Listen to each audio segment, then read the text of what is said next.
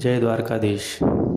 संत मीराबाईंचा जन्म राजस्थानमधील मेडता जिल्ह्यातील कुडकी या गावी झाला होता.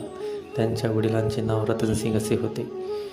मात्र आईवडिलांचं लवकरच देहावसान झाल्यामुळे त्यांचे पालनपोषण त्यांचे आजोबा राव दुधाजी यांनी केले होते. बालपणापासूनच कृष्णाची ओढ असलेली मीराबाई कृष्णभक्तीत कशी काय रसमग्न झाली यामागे एक कारण आहे. लहानपणी जेव्हा दारातून एक लग्नाची वरात जात होती तेव्हा छोटीशी मीराबाई आपल्या आईला विचारते की आई, माझा नवरदेव कुठे आहे? तेव्हा तिची आई गमतीने तिला कृष्णाकडे बोट दाखवून म्हणते, अगं मीरा, हाच तुझा नवरदेव आहे. बस या प्रसंगापासून मीराबाई कृष्णालाच आपला पती मानते. पुढील आयुष्य संपूर्णपणे कृष्णाला समर्पित करून मीराबाई कृष्णभक्तीत तल्लीन होऊन जाते.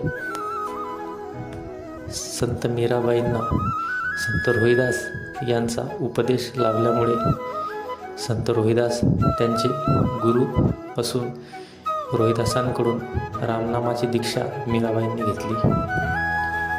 रामनामाचा जप करत कृष्णमूर्तीत ध्यान अशा प्रकारे मीराबाईंनी आपलं जीवन व्यतीत केलं.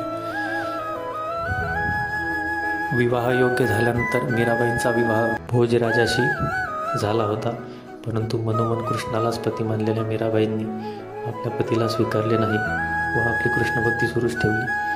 काही दिवसांनी मीराबाईंवर विषप्रयोग इत्यादी गोष्टी झाल्यानंतर मीराबाईंनी तो प्रांत सोडून दिला व वृंदावनात जाऊन राहिली. वृंदावनात काही दिवस कृष्णभक्ती केल्यानंतर मीराबाई द्वारकेला आली. द्वारकेला आल्यानंतर तिच्या सासरी म्हणजेच मेवाडच्या परिसरात भयंकर दुष्काळ पडला. तेव्हा कुणीतरी मीराबाईला परत आणल्याशिवाय इथे पाऊस पडणार नाही असा सल्ला राजाला दिला. तेव्हा राजाने 100 ब्राह्मण मीराबाईंना आणण्यासाठी पाठवले. ब्राह्मण द्वारकेत पोहोचले व मीराबाईला परत चलण्याचे विनंती करू लागले. परंतु मीराबाई द्वारका सोडून कुठेही येण्यास तयार नव्हती. परंतु ब्राह्मणांनी त्यावेळेस आमरण उपोषण मांडले. तेव्हा मात्र मीराबाई एकीकडे आळ तर दुसरीकडे विहीर अशी स्थिती मीराबाईंची झाली. मीराबाई कृष्णाला सोडू शकत नव्हत्या आणि ब्राह्मणांचे अन्नत्याग व उपोषण हेही त्यांच्याकडून पाहले जात नव्हते. तेव्हा त्यांनी ब्राह्मणांना एक विनंती केली की उद्या सकाळी मी द्वारकाधीशांच्या गाभाऱ्यात जाऊन त्यांची आज्ञा घेते आणि मगच परत येते. त्यांनी जर होकार दिला तर मी परत येणार, अन्यथा नाही. दुसऱ्या दिवशी हजारोंच्या संख्येने तेथे गर्दी जमते.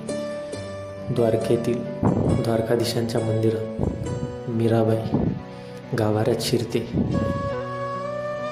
प्रचंड जनसमुदायांसमोर त्यावेळी एक वीज कडाडल्यासारखा प्रकाश निर्माण होतो. सर्वजणांचे डोळे दिपून जातात, कोणाला काहीही दिसत नाही आणि या प्रकाश झोतातच मीराबाई कृष्णमूर्तीत विलीन होऊन जाते. त्यानंतर तो प्रकाश नाहीसा होतो.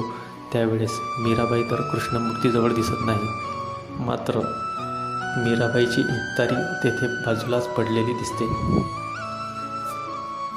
तात्पर्य हे आहे की मीराबाईंना तर कृष्णाला सोडायचे नव्हतेच, पण कृष्णही मीराबाईंशिवाय राहू शकत नव्हते.